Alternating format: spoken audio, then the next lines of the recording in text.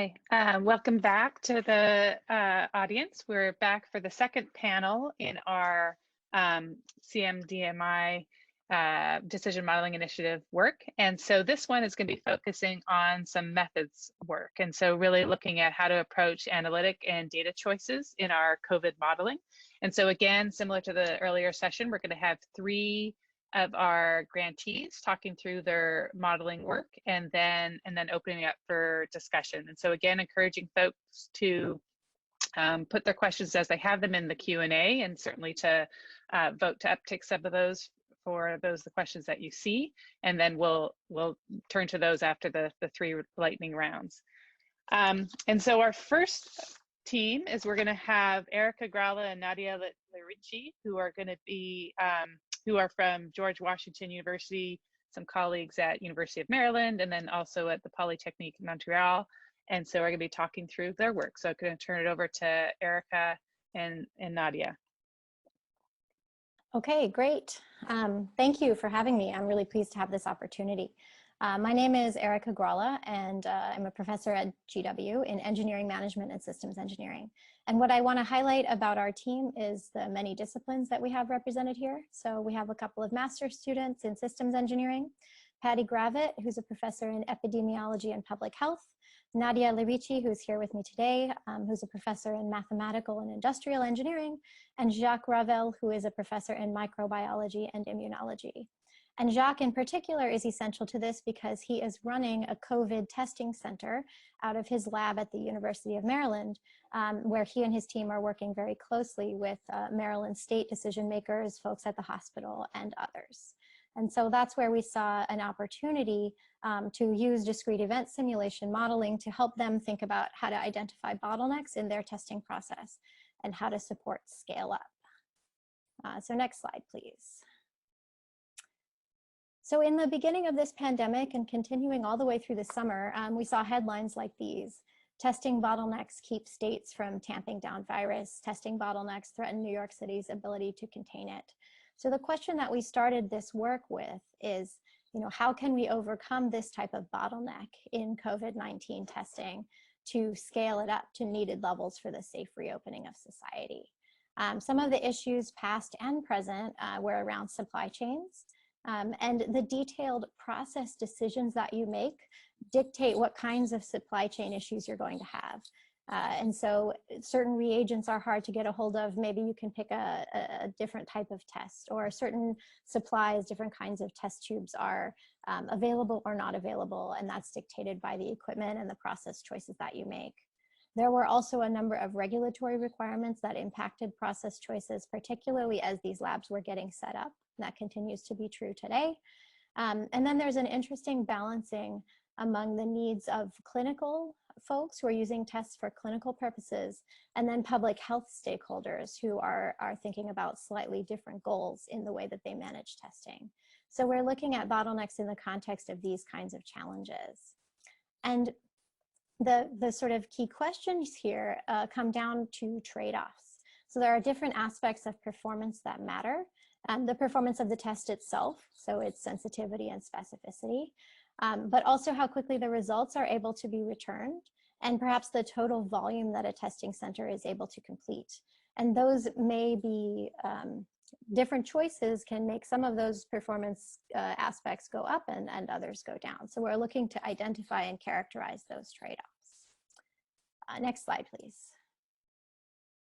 So how are we doing this? As I said, a lot of the performance aspects of the testing center come down to kind of nitty-gritty process choices. So we're representing the COVID-19 testing process from this lab in a discrete event simulation model. And you can kind of see a representation of that process here, which you obviously cannot read at all. But what we're doing is analyzing that process to identify where the bottlenecks are.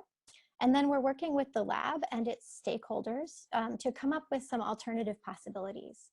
So they're often switching the assays or the batch sizes within the process. They also have worked with different testing, different sort of testing providers, sample collection sites, to have different ways of bringing in samples and matching them to people. So we're looking at many different process options to figure out how to meet scale up targets and identify those trade-offs that we talked about. So on the right there is an example from previous work that we're building on that looked at cervical cancer screening processes. And it is a very simple display for decision makers where it shows that you can meet the same screening targets by either increasing the number of instruments that are purchased or the number of hours per day that lab techs work. And so in different settings, it may be easier to make one or the other of those kinds of decisions. So the goal here is to translate the results of our modeling effort to practice through workshops with the stakeholders in the testing center in Maryland that we're working with, and then of course with broader audiences. And the final piece of this is to try to understand how the testing process that's used here in this testing center compares to those used in other parts of the US and even in the world, so that we can draw some insights that will be useful to broader audiences as well. And that's all I have to say, so thank you. Great, thank you. And so again, we're going to have some time with Erica at the end when we have all the panelists be able to respond to questions. So our next speaker is Miriam Hunick. And so actually, next slide. Yeah, great. So Miriam Hunick and representing her team, both international and then here in the US. And so I'm going to turn over to Miriam to tell you about some of the work that they've been doing. Thank you, Julian. And great to be here, and so wonderful to have everybody online and communicating and connecting.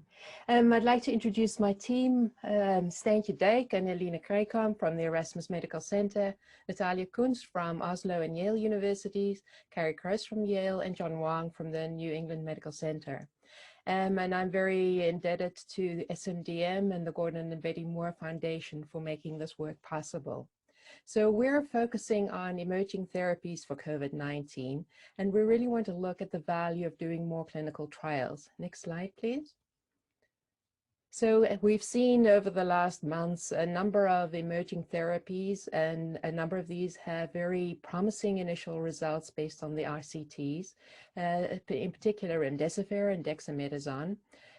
Convalescent plasma is out there as well. Hydroxychloroquine, of course, is a different picture and a different story there, where there's numerous trials, like 50 of them, and the question is whether that is useful to continue doing those trials. So our objective in this study is really to look at the value of performing more randomized controlled trials based on initial results, and in particular based on the uncertainty around the results that have been reported.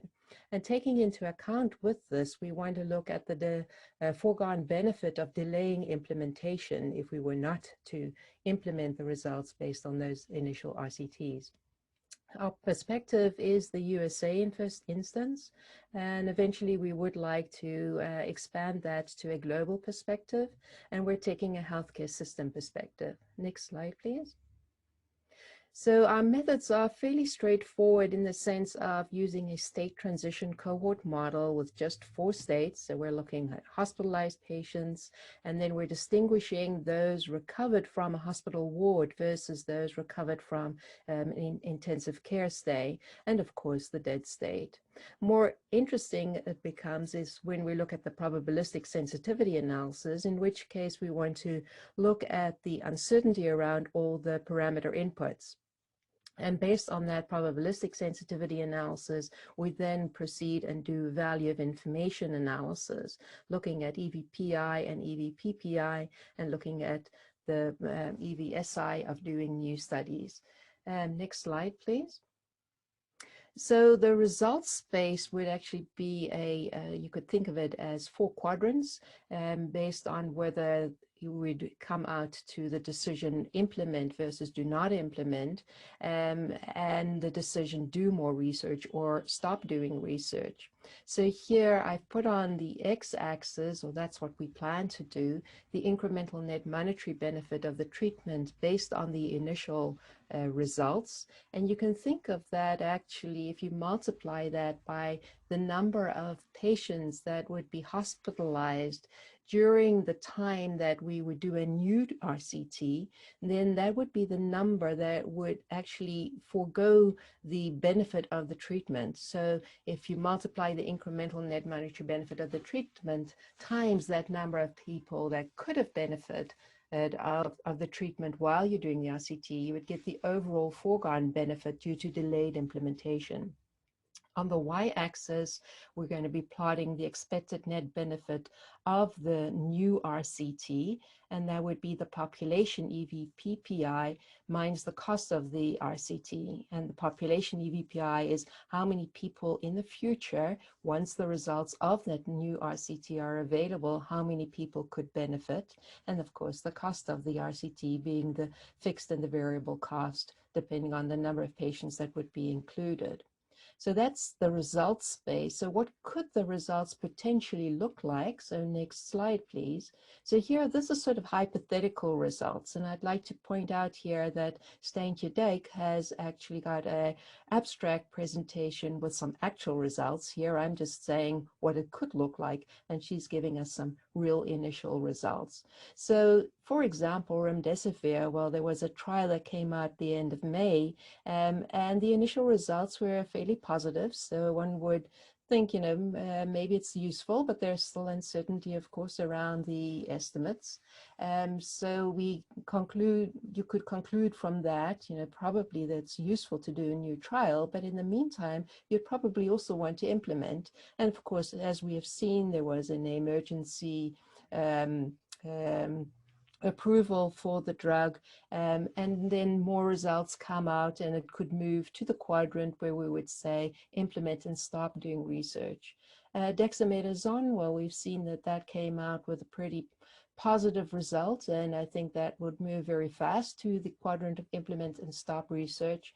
And then hydroxychloroquine, well, I sure hope that we can show that we should be stopping to do more RCTs for that, because it doesn't seem like that's going to be very useful. But of course, we need to find out if that's truly so based on the current evidence, and we would like to show which quadrant that falls in. Okay, so that's basically what our project looks like and where we hope it's going to go. And we do hope to be able to make our Shiny app so that clinical trialists and funding agencies can look at the results based on initial RCTs to decide whether new studies are useful. And with this, I will be giving the floor back to Gillian. Great. Thank you so much, Miriam. Okay, and then our last presentation today is from Shehzad Ali and Eva Jean-Baptiste, who are a team out of Western University. And so turn it over to Shehzad. Thank you, Gillian. Can you hear me okay? Yeah, good. Great. Okay. So the project is led by Eva Jean-Baptiste and myself. We're both associate professors in health economics at Western University. We have an excellent team of experts who are based in 3 countries, and their names appear on the first slide. Next slide, please. So the project was really motivated by the evidence that started emerging fairly early on in the course of the pandemic. And the evidence showed that the pandemic has disproportionately affected marginalized communities, and that social factors play a critical role in the spread of the infection as well as its impact on communities. So for instance, data from the US identified hotspots in Black counties where the mortality rate was 6 times the risk in white counties. Other social factors are related to disproportionate exposure through high-risk jobs, prevalence of comorbidities, and inequitable access to testing and treatment. However, many infectious disease models, particularly those that were produced in the early phase of the pandemic, were based on a population average approach and often ignore social factors in predicting the course of the pandemic, as well as evaluating impact of policy options. So this is where our project aims to fill the evidence gap. So we have 4 components in of the project. The first component is to conduct a systematic review to assess if COVID-19 models incorporate social determinants of health, and if they do, then which factors are included, how they are incorporated, what kind of models allow us to incorporate these factors, and what kind of policy questions they are used to answer. We are also conducting a systematic review of infectious disease modeling guidelines to understand the recommended approaches for incorporating social determinants of health in these models. The second component is a survey of health system decision makers to identify policy questions related to health, to the health protection of socially and economically disadvantaged groups that could be addressed using COVID-19 models. Then we will survey the infectious disease modeling community to understand barriers and opportunities for including social factors into infectious disease models. And finally, we will triangulate all this knowledge from identified models and guidelines and consultations with decision makers and modelers to develop recommendations on how social determinants of health can be incorporated in infectious disease models of COVID-19. I'll pass this over to Ava now. Thank you. And so we're reporting here on the preliminary results of our systematic review of infectious disease models and searching the electronic databases, Medline, Embase, Cochrane Library, Web of Science, and the medRxiv repository. We identified a total of 8,881 potentially relevant citations that describe infectious disease models of COVID-19, of which thus far we've screened 7,134. We've excluded 5,631 of these citations on the basis that they were focused on non-human COVID-19 studies. They were non-modeling studies, or the outcomes of the modeling studies were not related to the impact of policies or interventions on the pandemic, or predicting the pandemic, impact on other health conditions, on health services, or on economic outcomes and analysis. And these are the outcome groupings that we will use in order to summarize and abstract the data from these identified studies. Thus far, we've identified 1,505 articles to be screened full text for their eligibility for inclusion in our study. And for example, 430 address the impact of policies and interventions. 987 predict the pandemic. Our goal is, with these human COVID-19 modeling studies, to abstract information and summarize information on the types of models that were used, whether or not social factors were considered, which factors and how were they incorporated. We'd also like to report a little on the progress of our systematic review of modeling guidelines.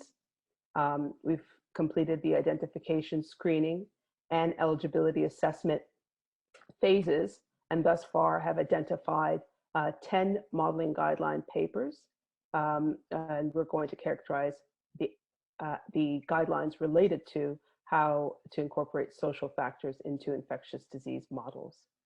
And so, given the importance of social factors in determining the trajectory of COVID-19 and the health and economic impact of the disease and interventions, we hope that our methodological overview will contribute to optimal methods to account for social factors in COVID-19 and infectious disease models.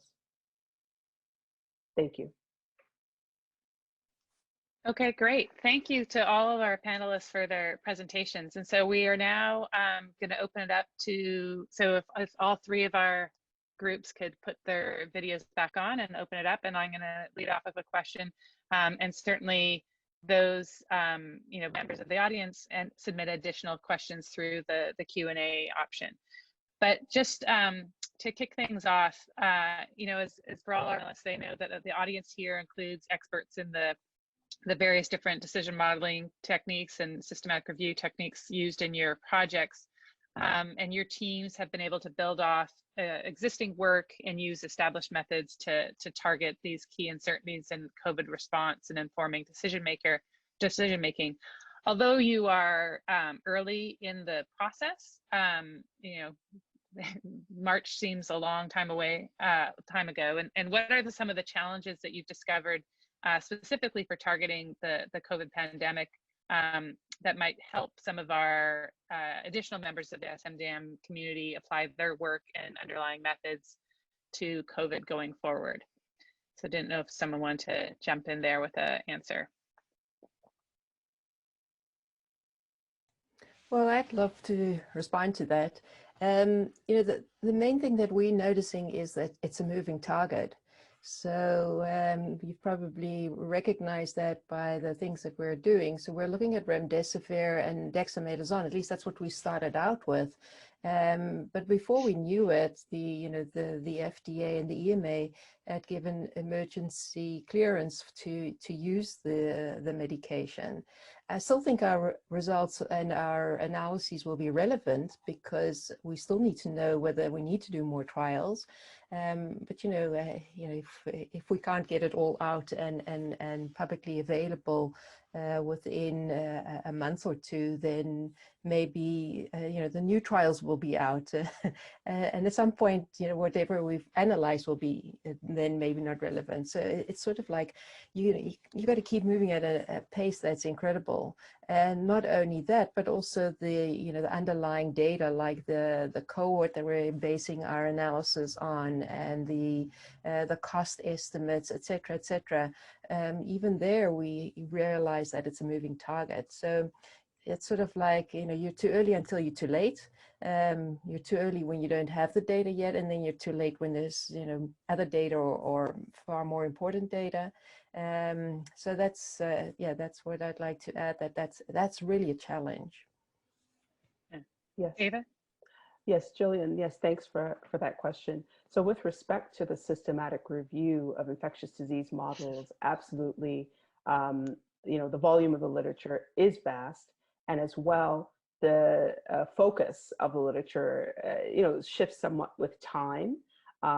So, earlier publications may have been more focused on predicting the pandemic, in terms of its magnitude, potential magnitude without intervention, and then now moving more into interventions, and then newer interventions like vaccination would be emerging. So we've attempted to manage that complexity by grouping the outcomes, as I mentioned earlier, and it is also our belief that the methodological insights would still be relevant, in terms of looking at the approaches to incorporating social factors into models, even if some of the modeling efforts are somewhat dated. Okay, great. Okay, so then I had a question for Miriam from David Kim. He says that an excellent work and really look forward to hearing the full results. As the VOI depends on the decision criteria, example, cost effectiveness thresholds to estimate net and B, what decision criteria are you assuming in the analysis? And do you think the conventional thresholds of $100,000 to $150,000 per quality in the US setting can be applied to the COVID context, given that the COVID as a global health emergency? Thank you for that question. I think it's probably also relevant to look at these pieces in the breakout sessions, and there my teammates can give more information on it. But with respect to the willingness to pay, to address that one, we're looking over a range of willingness to pay values. We've used 50,000 as one of our basic numbers to use, but we're also looking at much lower values and much higher values. Of course, it depends on which country you look at. So the US perspective, I think 50,000, 100,000 is what has been the going number. On the other hand, you may also argue that it should be lower given the pandemic and because of the size of the patient population. And there's no one cut answer, and we will be addressing this by basically doing sensitivity analysis and showing how it impacts the results. Great. Another question for me is that, so as we've discussed throughout this morning, a key goal of the SMDM More Funding Initiative is to have modeling teams working directly with decision makers and really kind of having that translation occur. And then your kind of set of projects are really focused a lot on the underlying methods, and so in many ways normally do not necessarily have that decision-making context. Can you comment on how the partnerships are working for your specific group with decision makers, and any advice for others working directly with decision makers, or really any questions your group has for decision makers to help with that translation. Anyone want to jump in? Well, I can try something. Sure. So I'm covering for Erica. She had to step out for a few seconds. Yeah. So I think that it's really the strength of our team to be collaborating with a decision maker, or at least somebody who's really on the field. And I think we already had experience, at least the three of us with Patty and Erica, we're already from different backgrounds. So like even the discussion between us is sometimes a little bit complicated because we don't use the same words. So we know that we need to have as many different people as possible in our team. And this is like definitely the key to our project, because otherwise there's nothing we can do. And with respect to your comment earlier, when you were saying it's so like definitely the disease it's changing, and things are changing all around. So not having somebody who's on the field who can like actually refocus us if needed, well, I mean, it could be a waste of all the resources that we're putting in there. Great. Other comments from the panelists? Well, in our team, we have 2 clinicians on the team. So in that sense, we're very close to the decision-making in the hospital. With respect to decision-making, funding decision-making, I think we're not quite there yet. I think we need to have a more solid model and more solid results, and an app that can easily be used before we reach out to funding agencies that may want to use this, and FDA and EMA. Great, thank you. So another question from the audience for Miriam is, what quality of evidence parameters are considered in your VOI analyses, specifically, related to study design, study quality, sample size, sufficient to detect effects, and so just getting into a little bit more of the details in terms of what considering about the quality of evidence. So I'm not quite sure whether you mean the quality of the input parameters or the quality of the evidence in the new RCT that we would be modeling. Yeah, I would assume here it is quality for the input parameters. Yeah. Yeah, so we're using the usual approach, look for the best available evidence that's out there. And with respect to the underlying disease process, we are using currently a large cohort study from the UK with 20,000 patients hospitalized for COVID. As more data becomes available, we'd like to have a cohort from the US if there's a sufficiently well characterized cohort study. With respect to the effectiveness of treatment, we're only focusing on randomized controlled trials and meta-analyses of randomized controlled trials. We're not using cohort studies for that. And then like sample size sufficiently large, well, that's represented then in the uncertainty around the input parameters, which is exactly what we would be using, what we use then for the value of information analysis. So that's the key feature of uncertainty in our model. All the other things also have uncertainty, but the most important one for us is that sample size of the RCT, which then gives the uncertainty and the distribution around the effectiveness of the treatment. Great. Another question that came in actually from one of our panelists is thinking about the audience, and especially thinking about for all of these projects, which have in some methods that might not necessarily be as understood by decision makers or the public. What is the approach that you're going to be taking to try to kind of, going back to some of the comments from Harvey this morning, making sure that we can translate and communicate the findings from this work? So what kind of strategies are the different groups using in terms of helping people understand VUI, discrete event simulation, systematic reviews and otherwise. So opening it up there. Well, I think for systematic review methods, they typically are a little bit more understandable to decision makers.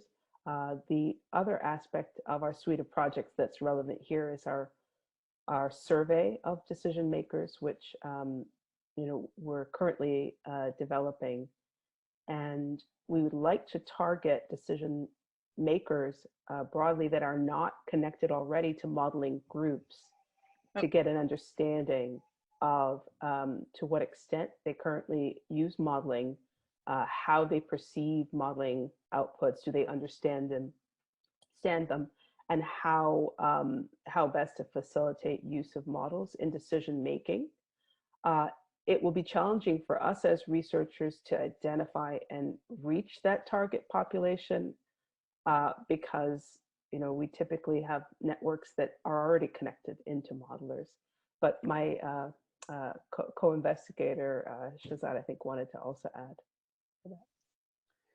I just wanted to add that because we have a specific component of surveying decision makers, and when we were thinking about this problem, we deliberately left the decision maker definition fairly vague, because I think COVID is a very unique crisis, because you have decision makers at hospital levels, at local community level, provincial, national, and international level.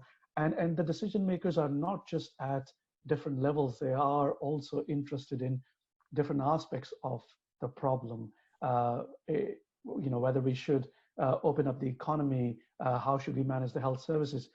So it's really a big challenge for us to first to identify decision makers who are appropriate for the context of the problem that we are addressing. In our particular case, we have started with a hospital and local health, public health units, but and then using non-academic platforms to pass or to show or demonstrate our findings.